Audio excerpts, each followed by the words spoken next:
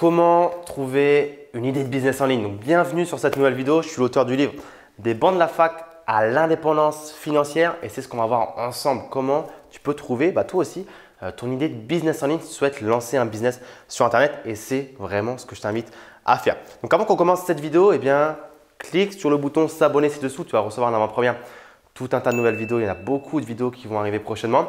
Et lis bien la barre de la description puisque j'ai une petite formation offerte pour toi qui devrait normalement te faire plaisir si je ne dis pas trop de bêtises. Donc, lis bien la barre de la description. Il y a pas mal de choses pour toi à l'intérieur.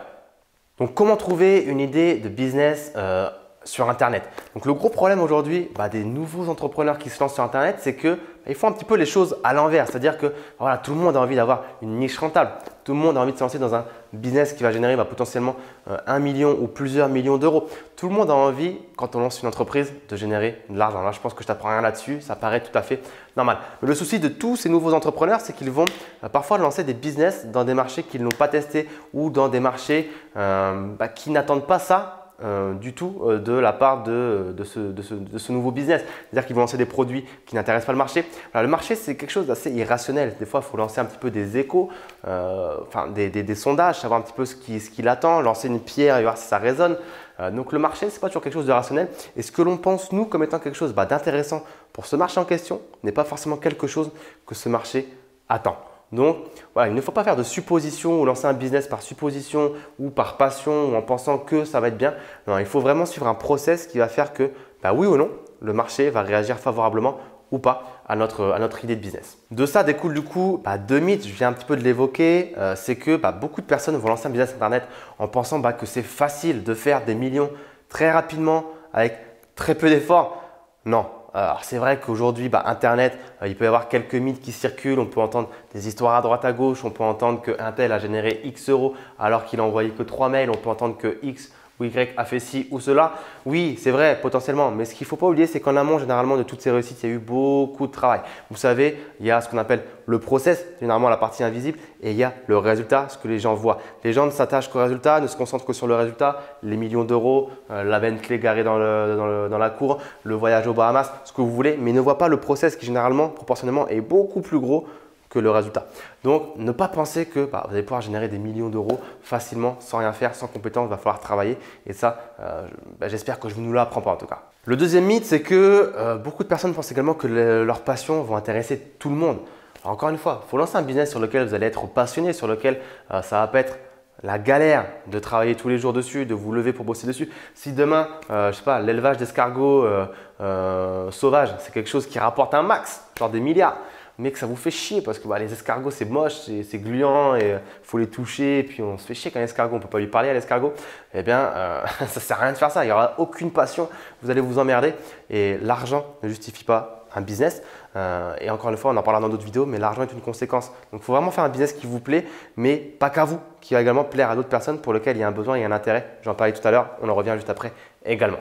Donc pour résumer, ce qu'il va vraiment falloir faire, ça va être de cibler votre audience, savoir quelle audience est intéressée par votre nouveau marché et sonder cette audience. Donc, ce qu'il faut faire, c'est vraiment l'idée générale, c'est de lui envoyer un sondage. Donc, les étapes, ça va être quoi? La première étape, ça va être de récolter des emails. Vous le savez peut-être ou pas, le cœur d'un business sur Internet, c'est de récolter des adresses email. Comment récupérer des adresses email? C'est tout simplement en proposant, en échange de l'adresse email de la personne, un cadeau. Par exemple, un e-book. Mon e-book, c'est carrément dépassé, ça sert à rien de faire ça. Mais en proposant par exemple une formation vidéo, en proposant un enregistrement de séminaire, en proposant un coaching personnalisé de 15 ou 30 minutes si vous souhaitez échanger un petit peu votre temps contre, pas de l'argent, mais contre un email par exemple.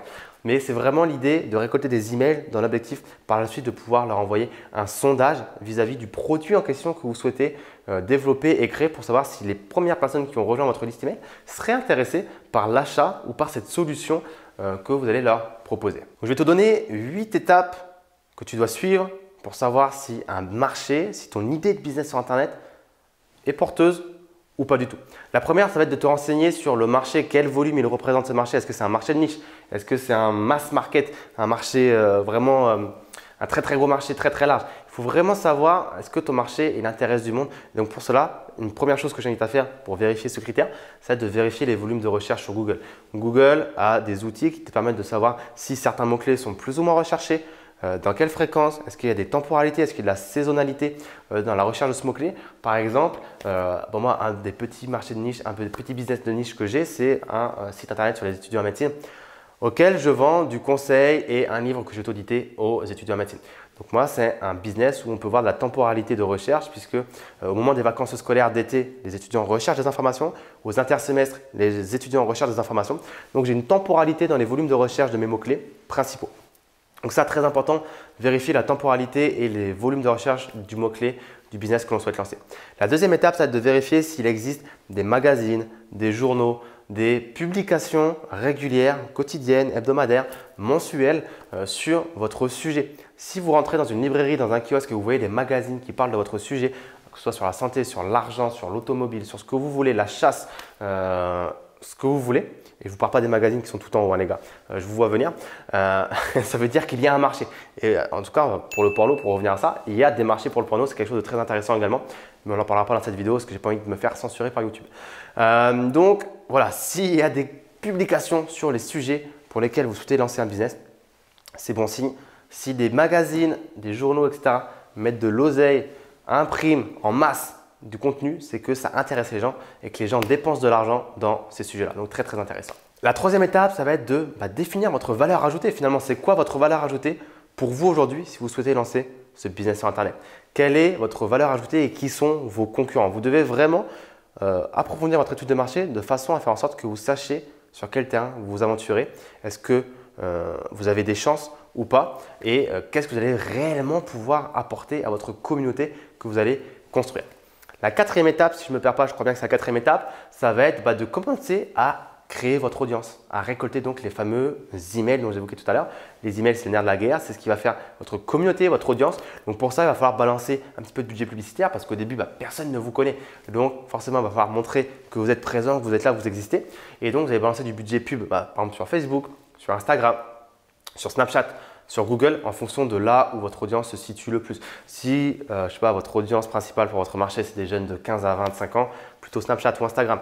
Si c'est des gens un peu plus, on va dire, âgés, peut-être un peu plus Google et Facebook. Bref, tout dépend en tout cas d'où peut se trouver votre audience potentielle, votre communauté potentielle pour savoir où vous allez cibler vos campagnes publicitaires. Donc la cinquième étape après, tout simplement, après avoir construit votre audience, ça va être quoi? Je vous l'ai dit tout à l'heure si vous avez bien suivi la vidéo, ça va être de sonder votre audience pour savoir ce qui les intéresse. Encore une fois, rien ne sert de deviner ce que les gens veulent, il faut leur demander ce qu'ils veulent. Donc là, vous avez demandé l'adresse email de la personne via vos campagnes publicitaires, vous leur avez offert un petit cadeau et maintenant, c'est le moment de les recontacter en leur renvoyant un email et en leur demandant « Les gars, qu'est-ce que vous voulez de moi? Qu'est-ce que vous attendez?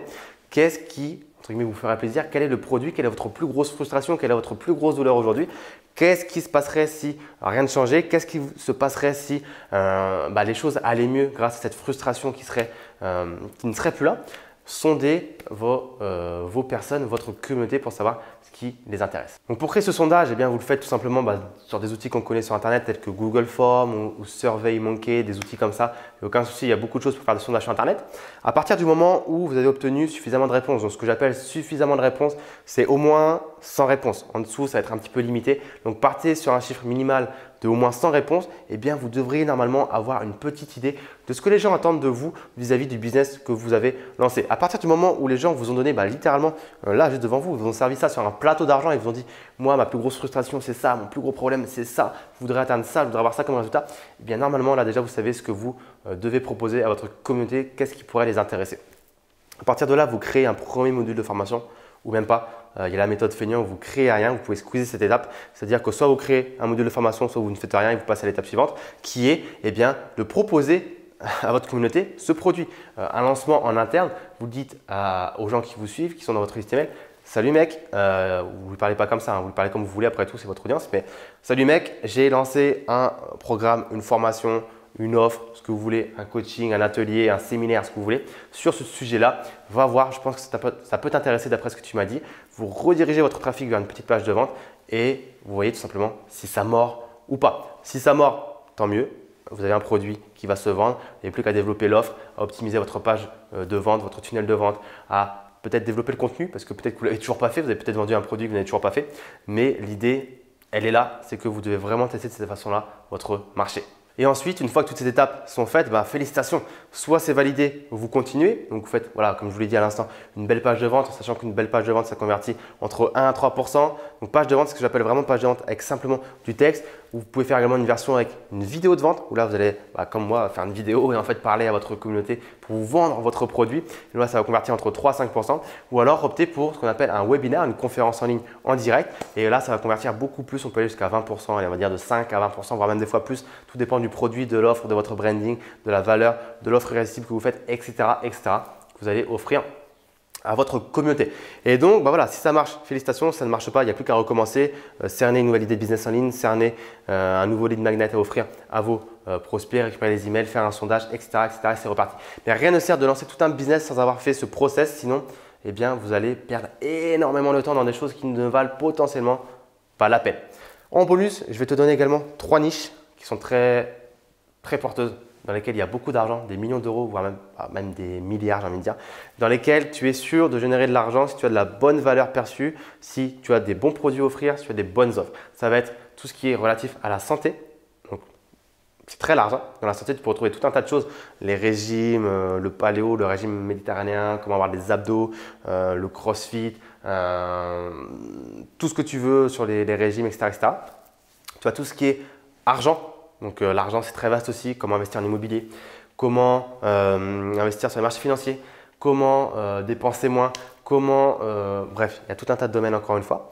Et le troisième domaine, ça va être les relations aux autres. Tout ce qui va être relations de couple, comment se sentir mieux, comment draguer, comment avoir une aisance sociale, comment ne plus être timide. Tout ce qui est relations aux autres, c'est également des domaines, des sujets où il y a beaucoup d'argent. Donc, argent, santé et relations aux autres, ce sont vraiment 3 domaines dans lesquels tu ne peux pas te tromper. Donc, l'idéal, encore une fois, c'est de prendre une niche dans ces sujets. Parce que si tu ne prends pas une niche, tu vas être trop mass market, tu n'arriveras jamais à percer sur ton marché. Commence par une niche et potentiellement après, tu élargis ta communauté sur d'autres sujets, mais bien commencer par une niche. Donc, si cette vidéo t'a plu, n'hésite pas à liker la vidéo, à la commenter, à la partager. N'hésite pas à me dire ce que tu en penses. Est-ce que tu as déjà un business sur Internet? Est-ce que tu souhaites en ouvrir un? Qu'est-ce qui te bloque? N'hésite pas à me dire ce que tu en penses dans les commentaires. N'oublie pas non plus de lire la barre de description. J'ai un programme qui s'appelle l'école de l'élite financière, dans lequel j'ai un module entier pour t'apprendre à lancer un business sur Internet de A à Z. Ouf, voilà, il y a des dizaines d'heures de formation à l'intérieur. On va tout voir ensemble en passant de la mise en place de ton site Internet au marketing, à la création des tunnels de vente, des espaces membres, gestion des clients, support client, comment se créer une équipe. Bref, il y a tout dedans. Je ne vais pas tout expliquer maintenant, ça serait beaucoup trop long. Mais clique dans la barre de description, programme l'école de l'élite financière. Tu vas tout retrouver à l'intérieur. Je te dis à très vite. Ciao, ciao.